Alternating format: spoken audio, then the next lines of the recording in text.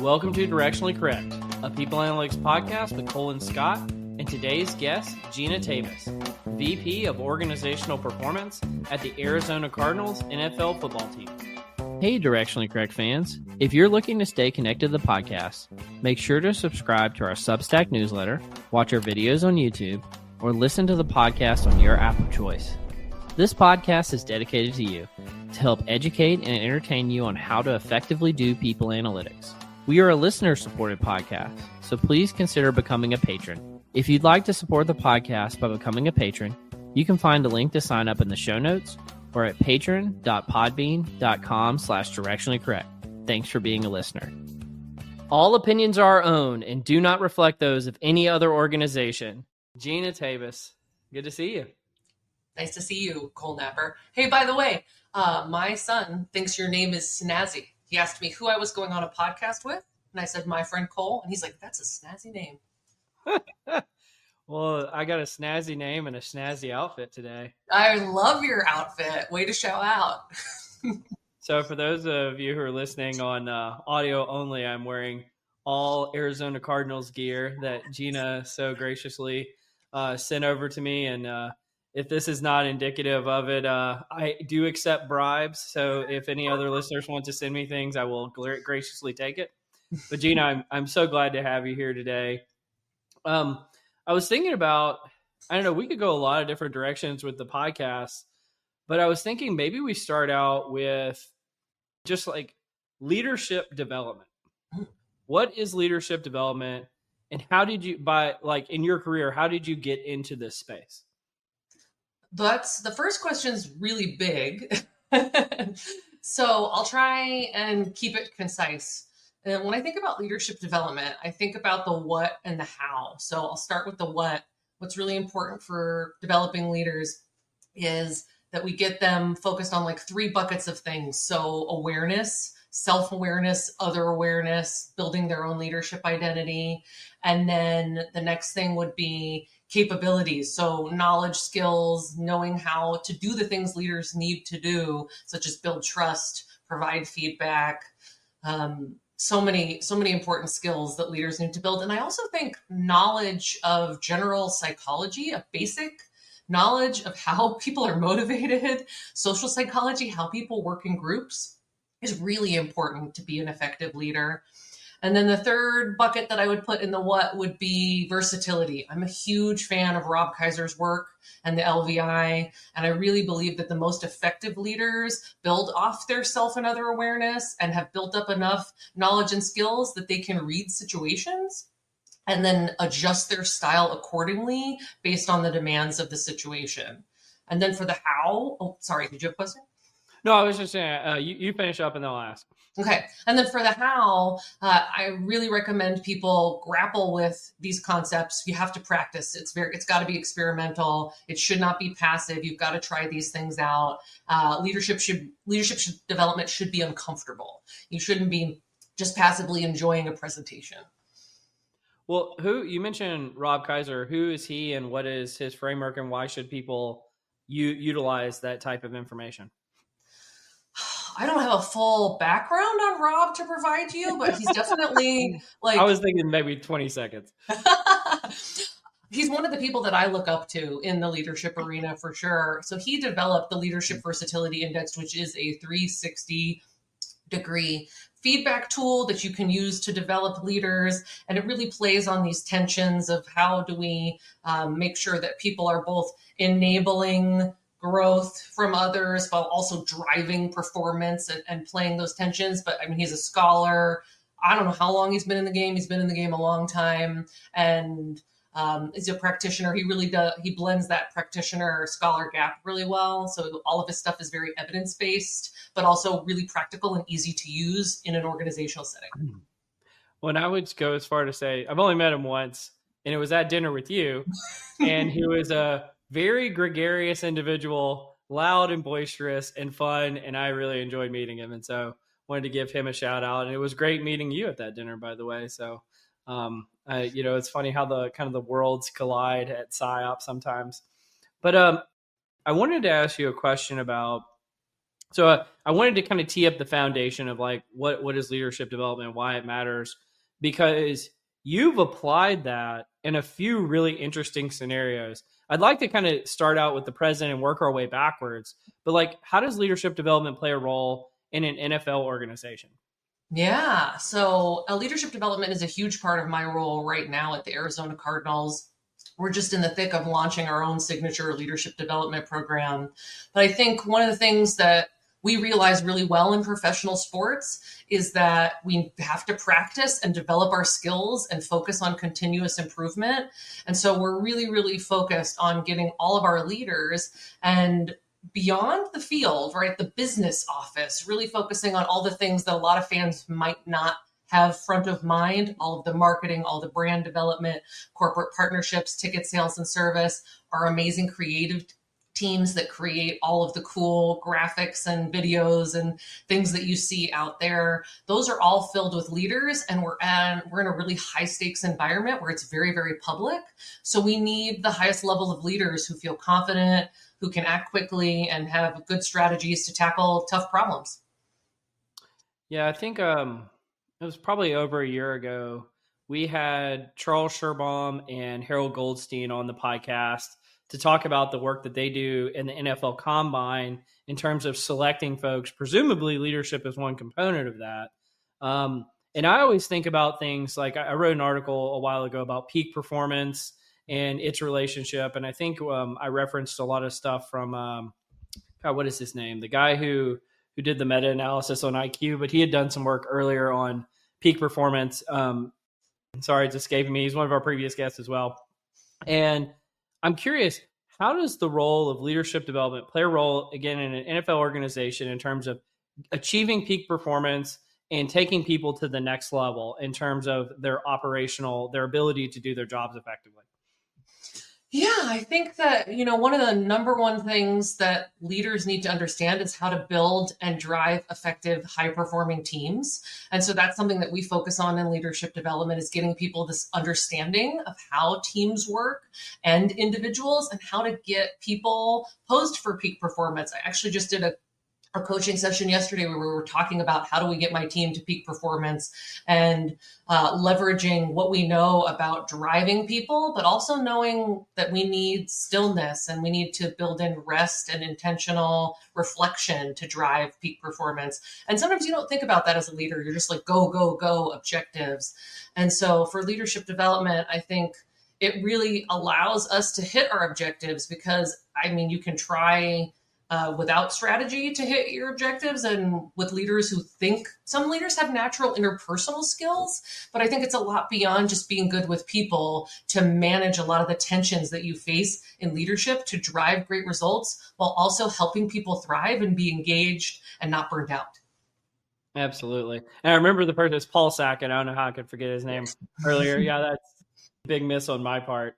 And one of the things I thought was interesting, and I don't know if it's only the Arizona Cardinals, but I believe it's either only the Arizona Cardinals or maybe just a few other teams. But I don't think any other NFL organizations actually have your role. Is that correct? And if they're out there listening, why should they, either try to poach you to get them to create it at their own organization? Don't do that. But, why should they be adopting these type of things for their NFL organization as well? Yeah. So, yes, when I accepted this position, they did a national search for it, and they were very clearly saying that this was the first of its kind in the NFL. No other vice presidents of organizational performance have I yet to meet. So, if you're out there hiding, please come find me so that we can be friends. I found a couple related positions in other professional sports areas. So, I just met somebody who's the director of organizational performance at the Detroit Pistons, but there's not much out there.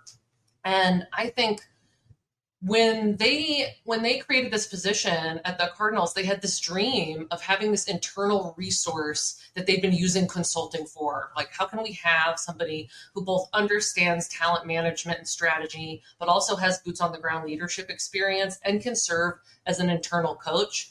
And it has been huge for us. I actually have a wait list of people who are waiting to engage with coaching in the Cardinals. I can't meet the demand, so we're trying to figure out better ways to be able, we're doing group coaching, team coaching, things that we can do to meet the demand, but it's been really beneficial.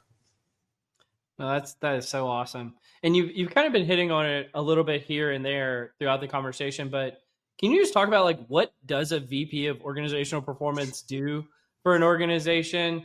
And specifically, how do you develop leaders? And you just mentioned a few different pathways there, but how do you develop leaders? Yeah. So specifically for my role, I am over all things talent management. And so I'll break it down into chunks like designing performance management and our ongoing development systems. So we have annual evaluations, but also what do our one-on-ones look like? What do our continual feedback processes look like?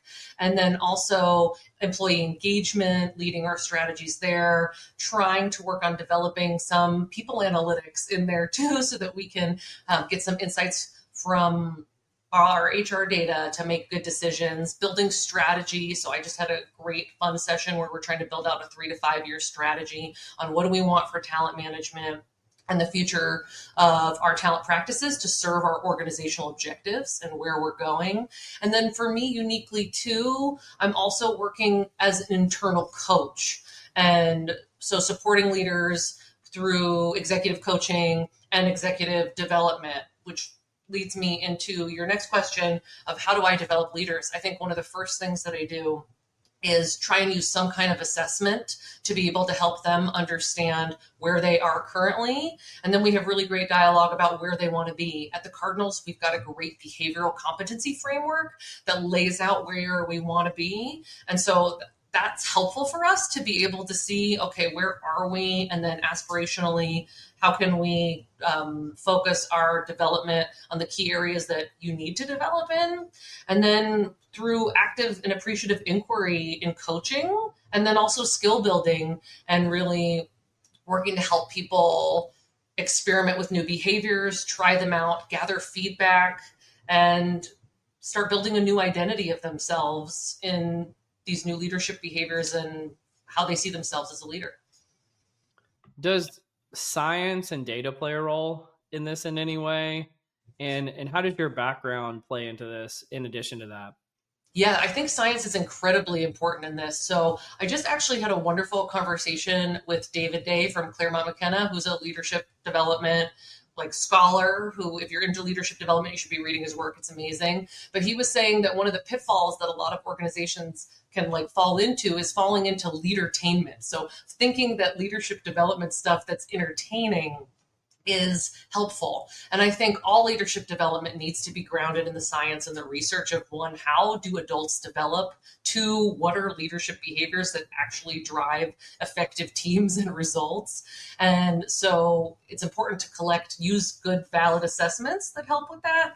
And then also be teaching leaders evidence-based practices to utilize as they lead their teams. That's fascinating. Well, maybe I don't know. We could go a few different directions. One thing I'm always curious about. I always like stirring the pot. Is there a way of doing leadership development wrong? Like, are there people failing at this? And what are they doing? Yeah, I'm not going to call out anybody specifically at their failing, but I think one of the things I already talked about, Cole, is if people are doing just lecture style based didactic training for leaders, I think that's a failure. I think incorporating parts of that, obviously we need to absorb information, that's important, but we have to you have to learn to be a leader through doing. And it's a social activity and you need to try things out with your team. So anytime I do leadership development, it always involves awkwardly trying out new behaviors. And people don't love that, right? Nobody really loves a role play. But again, leaning into the uncomfort and practicing those things and then having follow-ups to try these out with your teams. So I'd say the passive stuff, falling into the pitfall of what is popular and marketed out there, anything that says that like it is the solution for everything, I think it's easy to fall into. That in the business world, there's so many people willing to sell you the latest and greatest in leadership development.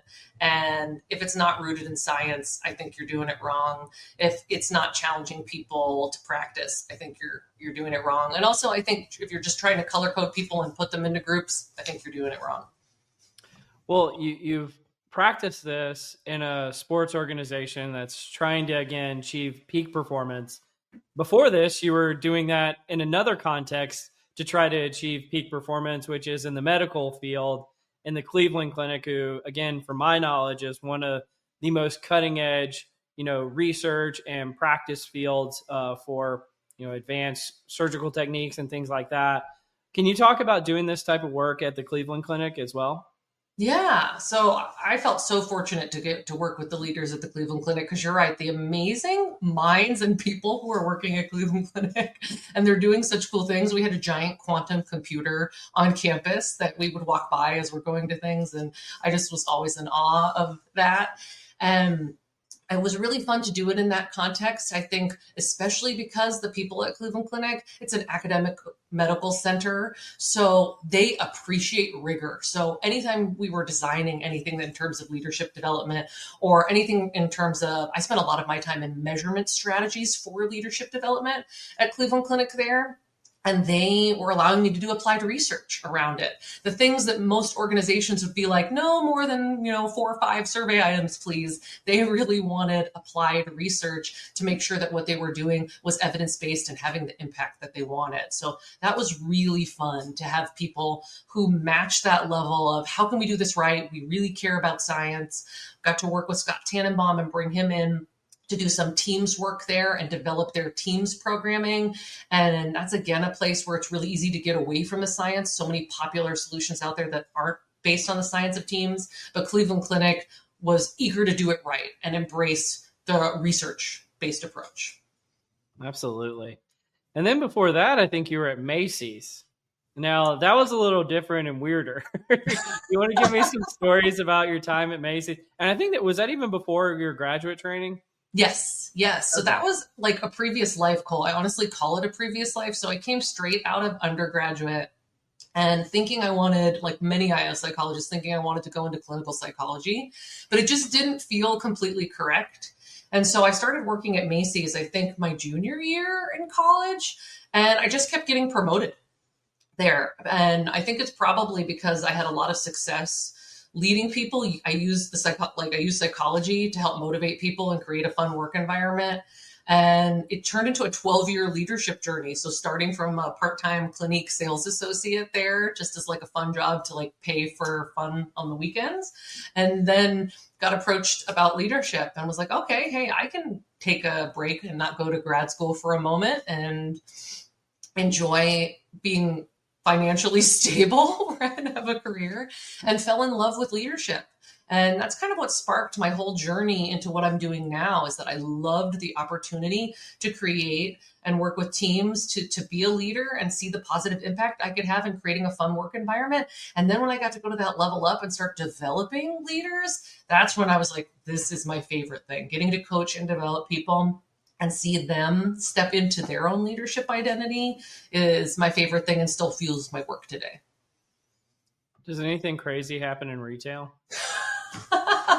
We could have a whole podcast series on that. So many crazy things happen in retail. How weird do you want to get right now? I want to get super weird. Okay, we can get super weird. So I'll give you a choice. I have 2 interesting stories.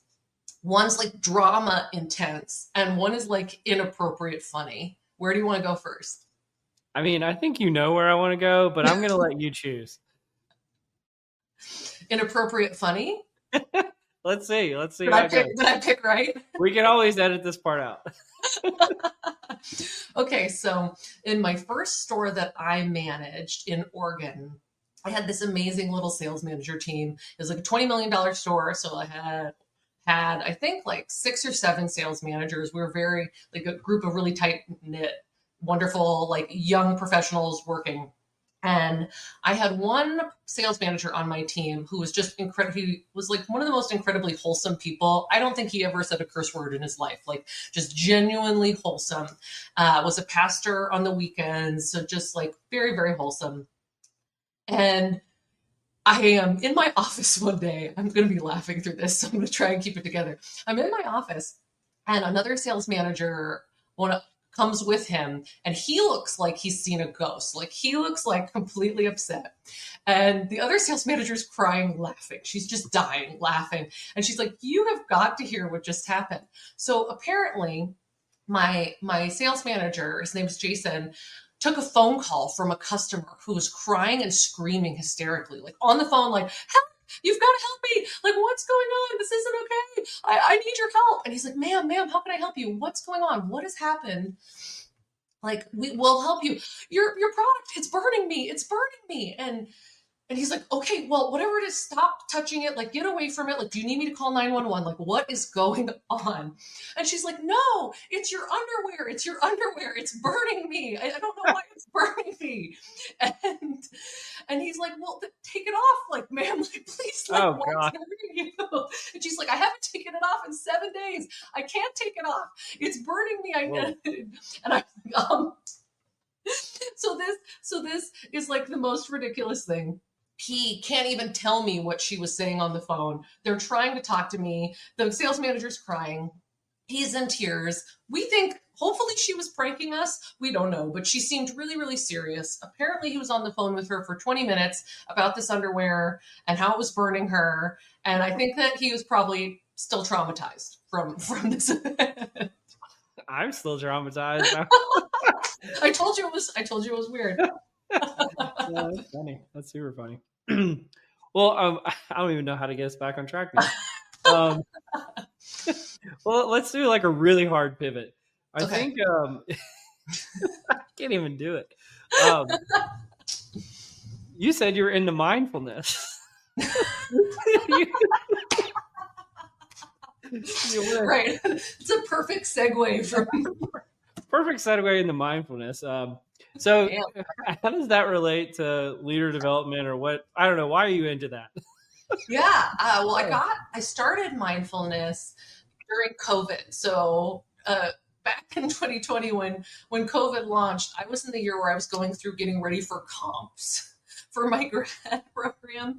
I had 2 kids who I was homeschooling, and I had an internship that I was working. And so I was in the thick of it. It was really, really challenging time. I got into mindfulness to, I don't know, keep myself sane. That and weight training truly kept me sane. But I also think I've always been really cerebral and in my head, like lots and lots of thoughts. And I've wanted to, as a person, be more grounded in my body and not so in my thoughts all the time. And so mindfulness really, really helped me with that. It was incredibly hard to do at first, Cole. Like at first, a minute or 2 of it felt like insanity, but I've built up my practice and I actually have a streak going. I think I'm like 4 years. I have meditated every single day, and I guard that streak like it's precious for me, and it really helps. And I think I actually incorporated mindfulness into my dissertation because I was so passionate about mindfulness. And then also I use it in leadership development because one of the things that I think leaders need to leverage to be successful is to not act from a place of reactivity.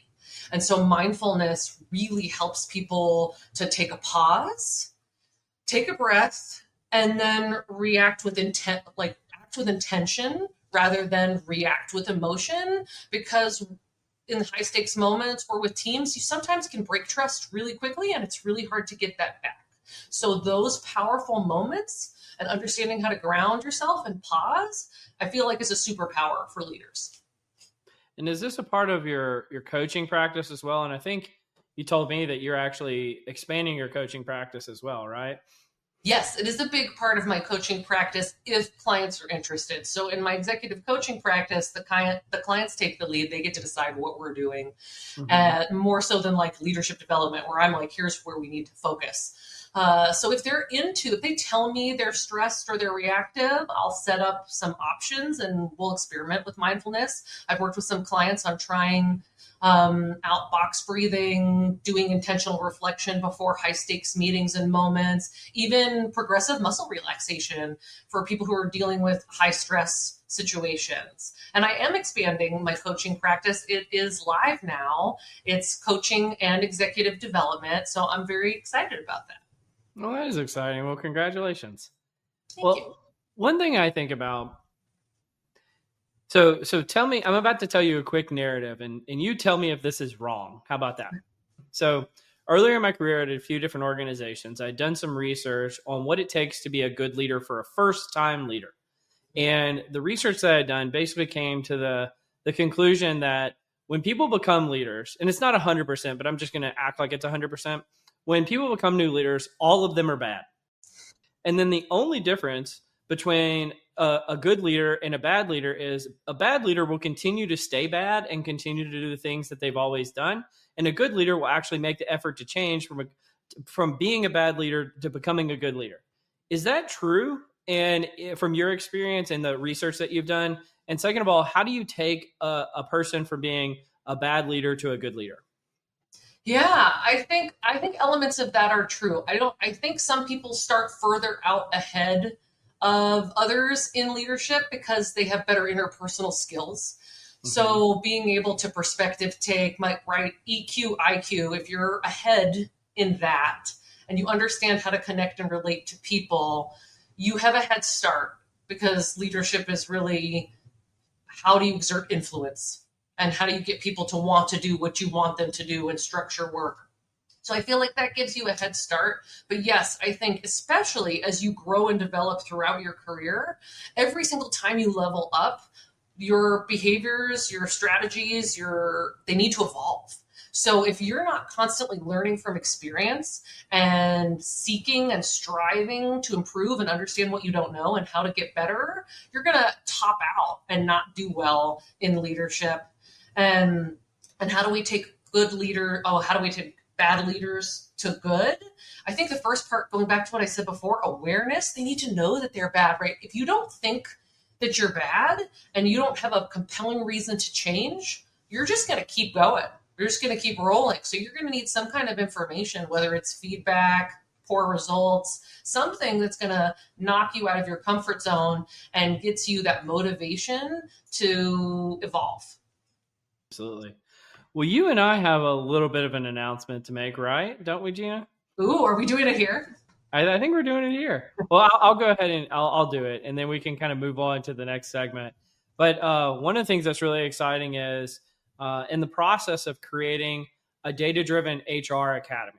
And I am so thrilled to include Gina, who's going to be in charge of the leader track of that. It's going to be loosely based on my book that's coming out about people analytics here very shortly. I'll be responsible for that part of the training. Gina's going to lead our leader track. Alexis Fink will be leading our strategy track as an amazing leader previously at Meta. And then Sonali Kumar will be leading our technical track. And she was a pretty recent guest on the podcast, so people can go check out her episode. But I'm super thrilled to have you involved. And I see you as, like, again, at the pinnacle of this type of work, Gina. So super excited. One question related to that, though. Is there anything different about being a leader in HR and trying to do data-driven HR or people analytics than being just a generic leader anywhere?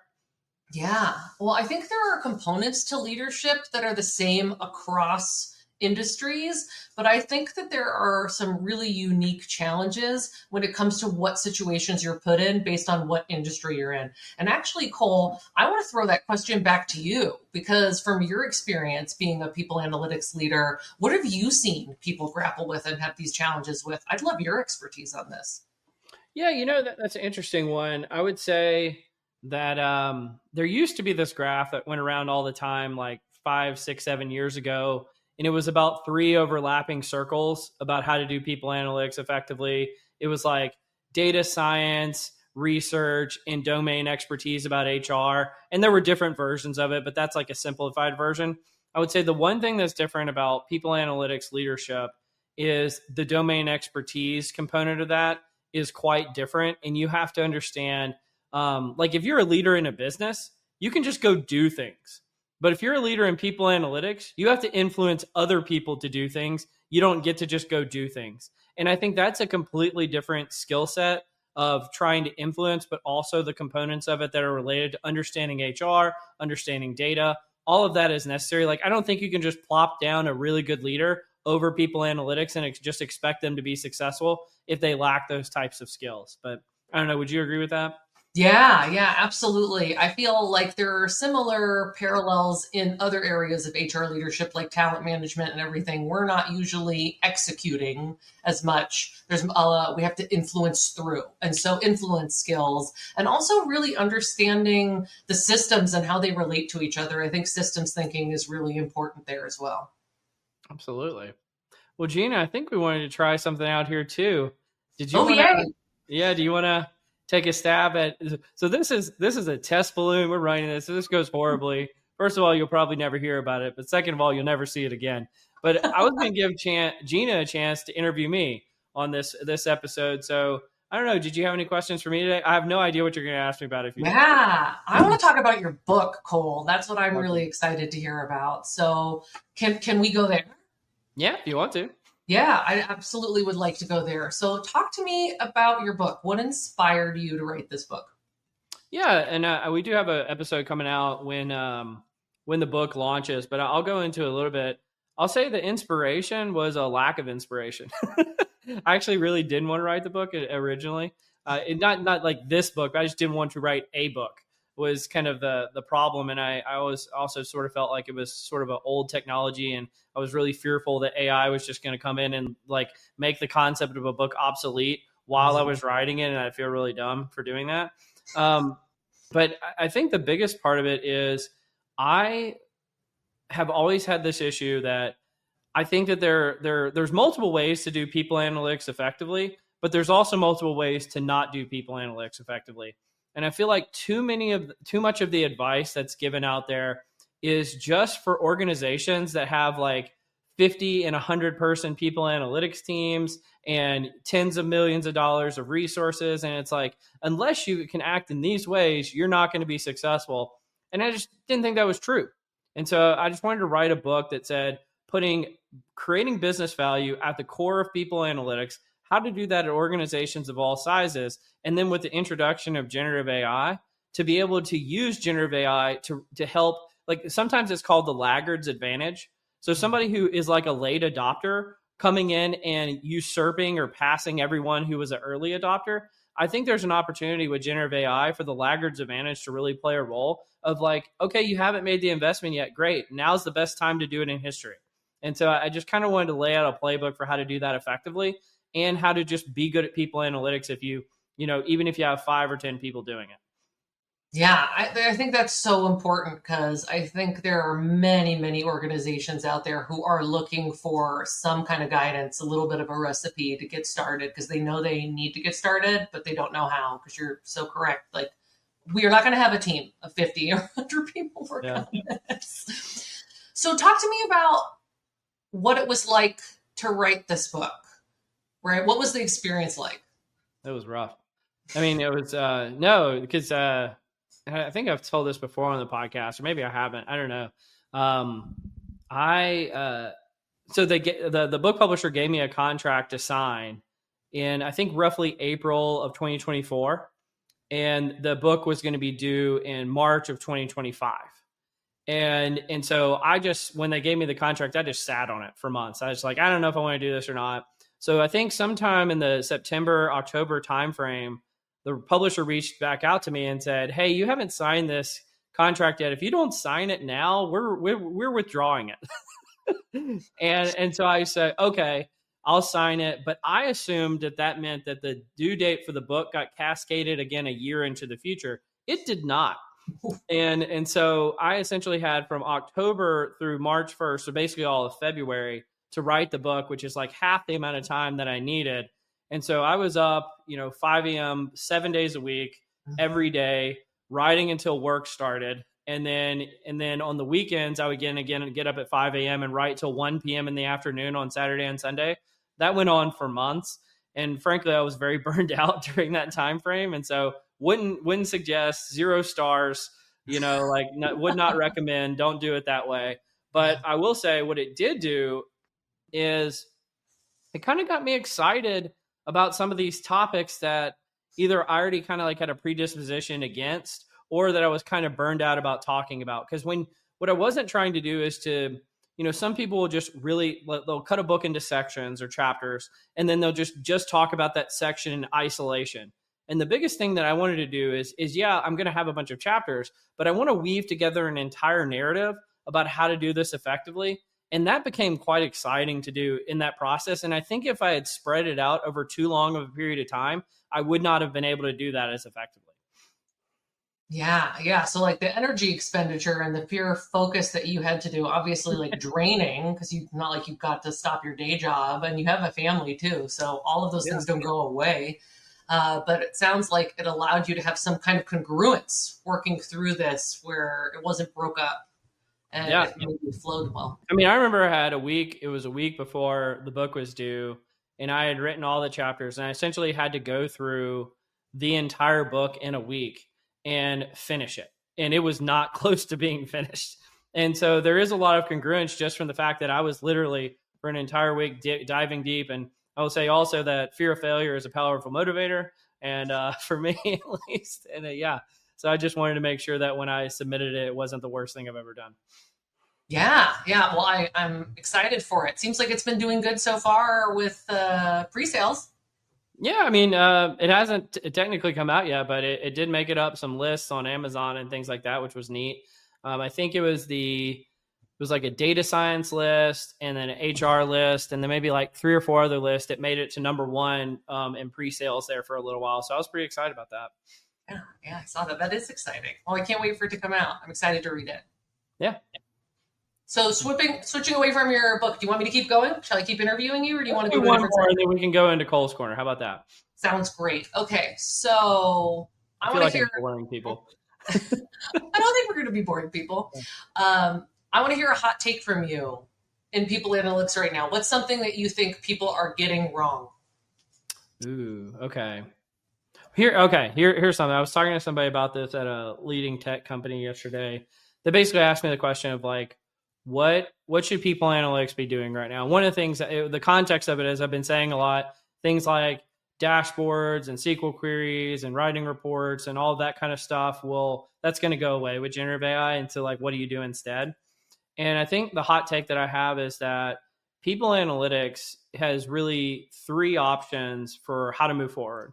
One is if you're an organization that's just not adopting AI, just keep doing what you're doing, right? Like the status quo is fine in those type of organizations. But if you're an organization who's trying to kind of lean into the future and be proactive, I would say one is this concept of there's a lot of these transformation functions creeping up, but what I would call them is generative AI and HR functions. So it's like, how do you introduce generative AI to the function from a technology standpoint? And I think that is going to be a key position that people analytics can actually make a logical transition into very effectively. And the person I was talking to, we kind of split it into 2 categories. There's like infrastructure and then there's strategy. And I also think that people analytics has the chance to assume leadership during this time frame because I don't think really any other part of HR is prepared for this type of transformation.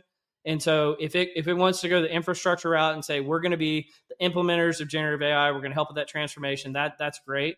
But if it wants to be the one that says here's how to run an operating model based on generative AI and who's going to lead that operating model, guess who it's going to be? It's going to be people analytics. And so I think that's somewhat of a hot take there because I've mentioned it in a few settings and everybody's like, yeah, that's not going to happen. But I actually think it's really important. And one of the reasons, I guess this is the hottest take of it, is I think the traditional HR leader is a dinosaur. And I do not think they're prepared for this. I do think they're going to rest on their laurels. I do think that they are not going to change as quickly as the technology is going to change.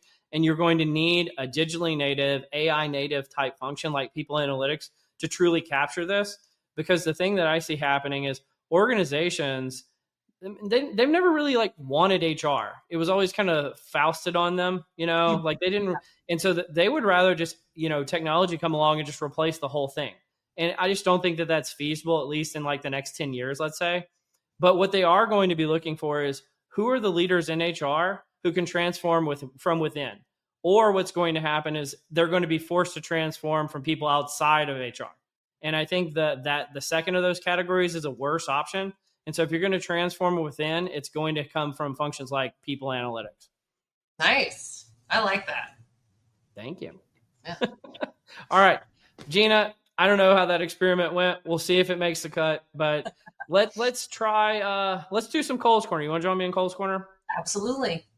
Welcome to Cole's Corner. All right, I do have a context clue question. Who is the Arizona Cardinals' biggest rival? Seattle Seahawks. All right.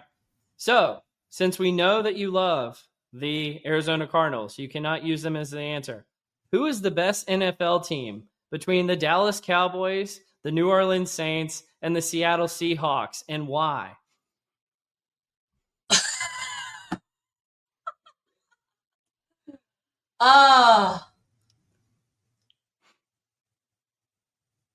Oh, you've stumped me. You've stumped me on this one.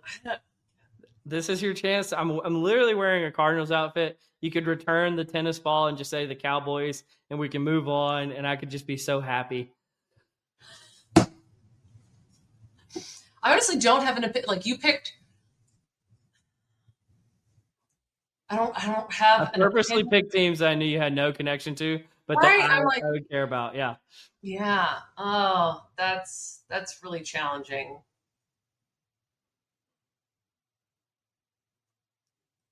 And I don't know. Well, obviously, I'm not picking the Seahawks. I know. We know that. So I grew up a 49ers fan, so just saying the Cowboys feels wrong too. Well, I think we're a process of elimination. We're going with the Saints. Is that fair? I don't think so, though. I mean, what are these choices that you gave me, Cole? I don't know. This is my favorite. I love this. You like seeing me sweat and not know how to answer it? All right, I'll give you the diplomatic immunity here, where you don't have to answer because you work for a competing organization. Right? I was like, am I going to say something that's going to be perceived negatively? Yeah, no, we're good. I got the next one for you. So, what's the place that you have never been to that you'd most like to go, and why? So on my bucket list, where I really, really want to go is Greece. I really do. And I've seen some people going there recently, and I've just been like, God, I can't wait to go.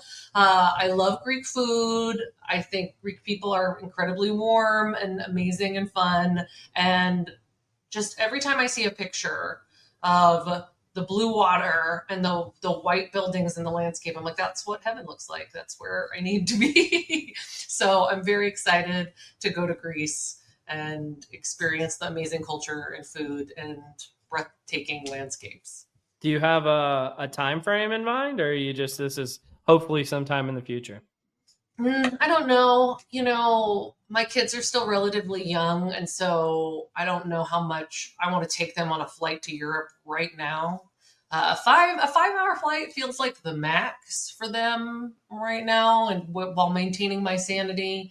But hopefully, when they're a little bit older, maybe in a few years. Yeah. Absolutely. Why do you do what you do? I love this question. And I always enjoy hearing your guests answer this question too. I think for me, leadership development. Funny enough, before you answer, I was like, funny enough, the weirdest thing to me is how many people come in and really struggle with this question, like you struggle with the Cowboys versus the Saints versus the Seahawks. Well, so that's funny to me, because if you get, like, I'm an opinionated person, but if you give me options that I'm not emotionally invested in, I'm not gonna argue for the sake of arguing about it. I was literally trying to think about, like, do I know their coaches? Do I know like what do I like? How could I objectively think about who is a better team? And so my mind was going into analysis mode of how do I do this, and then also PR mode. But for why I do what I do, people struggling with it, that's interesting to me. I feel like they need to spend time reflecting on that if that's not genuine. I think it's been really clear for me growing up the impact of what great leadership has. I've worked under really phenomenal leaders. I've worked under leaders where it was a hard place to be. And the ripple effect of what that would do to my life and the other people around you, right? There's been a recent research study that came out and showed that leaders affect people's mental health as much as their spouses do. So that's the ripple effect of leadership. And so I view it as a really big amazing responsibility and a way to impact the world positively. So I love getting to help leaders step into feeling confident and creating great, engaging teams. And then also when it comes to coaching, my favorite thing about coaching is that coaching is like getting to witness growth and transformation that you would never really get to see. It's wildly like intimate that you get to be with people. They trust you and you get to be there to reflect and be present as they transform and evolve and move towards their goals. And I just think that's the coolest thing. And I love to be a part of it. That's awesome. That's so cool. Well, I got one big question for you, and it is, how do you stay grounded in science now that you're out in the working world? Is it important to do so? And do you ever struggle with going native once you've left an academic environment? um, I I think it's really important to keep reading articles. I actually make an effort to read at least a few articles in leadership development or coaching weekly. I've signed up for some newsletters and other things from thought leaders that are backed in like academic backgrounds so that it's not just, fluff. But I think it's really important. I want to stay in touch with it. I do a lot of reading as well. My commute, I'm always either doing podcasts or audiobooks. So I like to really dig in there on like what evidence-based books we can read. I'm gonna slander. Is it Rothelberg? Yeah, the guy Yeah. that talked about meetings. Yes. So I just listened to that one, and I mean I know enough about one-on-one meetings, but I really enjoyed that because he goes so deep into the research, and I was able to pluck some great nuggets out of that we can leverage. And so I love staying on top of that, and I feel compelled that we need to. I feel that we need to. I think the thing that's hardest is that business moves really fast, and scholarly research doesn't move as fast, and so I try and stay grounded, but I wish there was a way to make the publication process faster there. And I also really like some of the more consulting journal articles that are really grounded in case studies and applications. Those are really helpful for guiding my work and my practice. Why are they helpful in particular? Because it's about translating science into applied situations. And so it takes you through the process of how they do that. Fascinating. Okay. Well, let's do some what am I reading? And I see you as a pretty cool person, Gina. Fun fact is one of the reasons why Gina and I got to know each other is because we shared some inappropriate stories, and that's why I think we which I won't be sharing here. But that was a funny way of getting to know you. But the first article I've got here, which has the shortest title of any academic article I've ever seen, it's just called "Cool People." And it is in the Journal of Experimental Psychology. And I mean, I'm talking about hard hitting science. It came out this year in 2025, and it says, "What does it mean to be a cool person? Is cool the same thing as being good? Do attributes of cool people vary across cultures?" And so they did a pretty robust study with almost 6,000 participants across what looks to be about 15 different countries, so that you know that this is generally transferable. And what they found is that cool people are perceived to be more extroverted, hedonistic, powerful, adventurous, open, and autonomous, whereas good people are seen as more conforming, traditional, secure, warm, agreeable, I can't even say that word, universalistic, conscientious, and calm. And this pattern was stable across all the countries, meaning the concept of cool is crystallized itself as kind of a value or a trait across the globe. So you're a cool person, Gina. What did you think about this article called Cool People? First of all, I love the title because I find that like there's so many academic articles that have like a monstrous title, and then all of these, I think they're trying to be cool with their title. Keep it light, keep it easy. I thought this was a fascinating article, especially when it dug into like the history of like where cool came from and like the original ideas around like the emotion regulation piece of it and how that's evolved. Because I had never really thought of like there's the saying cool, like stay cool, like calm, but then there's this kind of cool where we're talking about where people seem more free and out there and powerful. And I found it fascinating that it was consistent across the globe. I actually thought cool would be more highly subjective and contextual. Yeah. I mean, I think it's just the power of, the branding of Joe Cool, the cigarette guy. It just became a universal concept. So everybody just, what I'm saying is go smoke cigarettes. That's the key takeaway here. No, no, I don't know. I think it's fascinating. And if you dug into the article, there's actually a section where they talk about like brands like Coca-Cola and some of these concepts that just become universal attributes across the world, and maybe that has led to kind of this homogenization of this concept. And so I thought that was fascinating. I was making a joke about the cigarette thing, but there's actually, I think, a nugget of truth within that. But why don't let's move on to the next one I've got here. So this one was a big one, and it just came out in Nature. Let me share my screen real quick. And this was from a post by Reese Akhtar. It's from Nature, and it's called "A Foundation Model to Predict and Capture Human Cognition." And so essentially what they found is if one model that was created by this firm that they're calling Centaur is a foundation model of human cognition. And they've fine-tuned it to over 10 million choices from 160 behavioral experiments. And the model itself outperforms classical cognitive models, generalizes to new tasks it's never seen before, and even aligns closely with the patterns of brain activity within humans.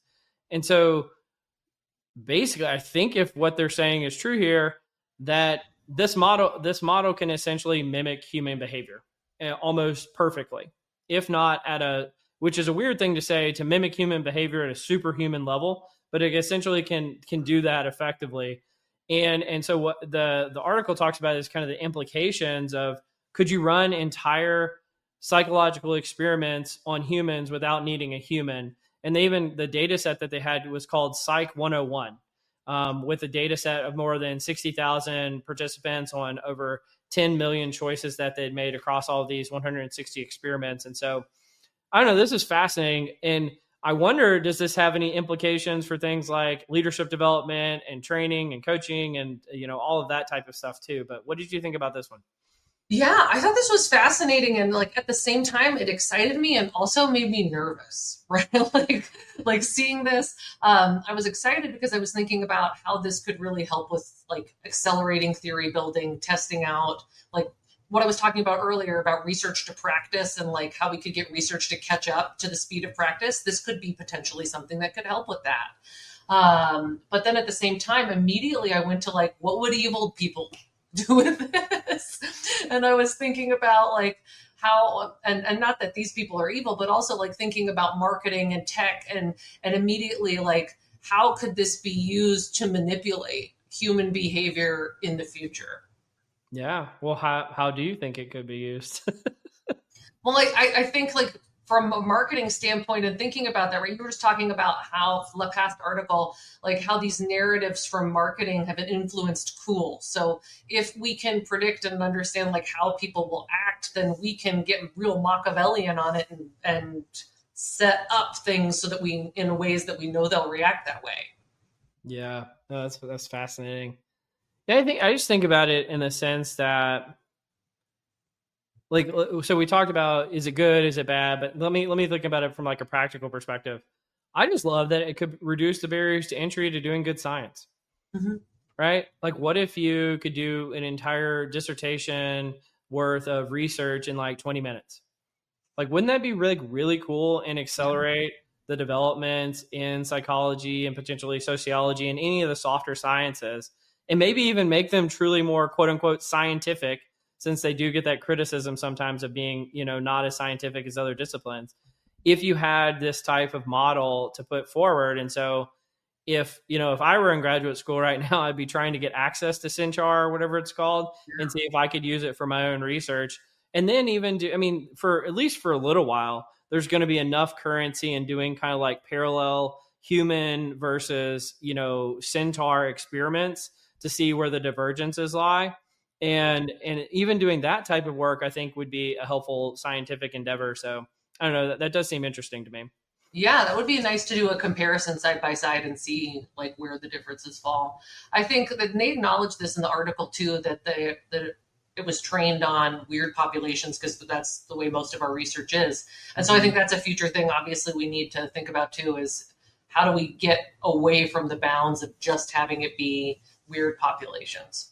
Yeah, and I always mess this one. It's like Western, educated, industrialized, something, something. I always Rich, rich. democratic.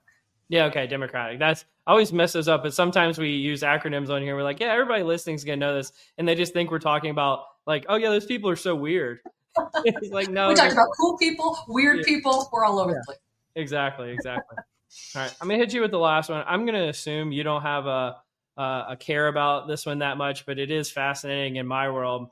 And so I'll tee this up in the sense that we, for a while there, in kind of like, let's call it 2022, 2023 timeframe on the podcast, it seemed like every week we had an article about remote work versus return to office versus hybrid versus in person, covering all the research very thoroughly. And so at one point, I just put a moratorium on the podcast. We're not talking about this anymore. If people haven't figured this out, they need to go figure it out on their own because like we've covered so much research here with, so many conflicting views that, it basically become a political issue of like people are on one side of the issue and on the other side of the issue, and they're never going to see the other side.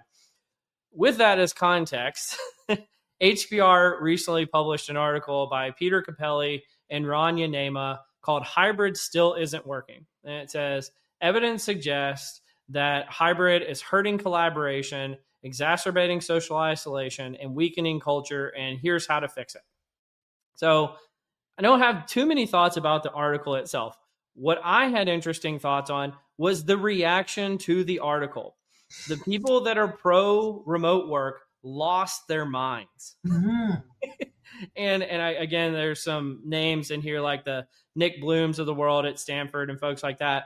Basically, because like as far as I'm concerned, Peter Capelli is one of the top scientists in the management field in the world. He can say some things that maybe you disagree with. He can say things you agree with, but he's done some excellent work over the body of his career. And they're basically coming out and saying like, this guy's a fake, he's a phony, he doesn't know what he's doing, he's biased. Yeah. Like, and the thing about it that I wanted to reflect on is I hate it. And I really mean, I hate it when science becomes political. I just hate it so much because it reduces us into, because frankly, I think the Capelli and some of the other people that agree with him started name calling the other side too. So I don't think that they're guiltless in this equation as well. And maybe he is biased a little bit in this research. I don't know. I kind of don't care because honestly, I feel like this is kind of a settled discussion at this point.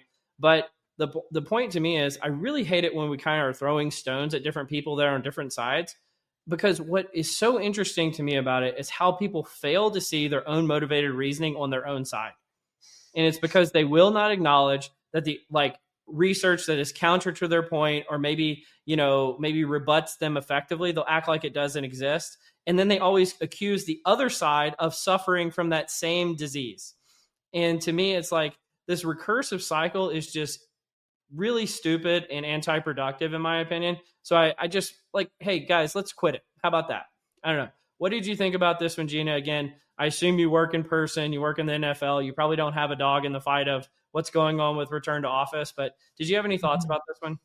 Yeah, absolutely. Well, so I am fully in person now, but at Cleveland Clinic, we were hybrid. So I experienced that for many years as well. And I feel like whenever I see this, if something's not working well, then what are we going to do about it? Instead of just like complaining about it, it's not working. Okay, well, we know what to do, especially those of us who are IO psychologists. Like we know what to do to fix this. We need to assess the situation, figure out what's not working, and we can create solutions for it. So I've seen hybrid work well, but it takes a lot of intention. You can't just do hybrid work and have everybody have a day where they come in and they're all on Zoom calls. And that's not going to work. That's not going to foster any collaboration. So I think it's more a leadership problem and a work design problem than it is that hybrid doesn't work. And so I would challenge people to think maybe about this a little bit differently, because we can figure out how to make things work if we're willing to analyze it and get intentional about it. Absolutely.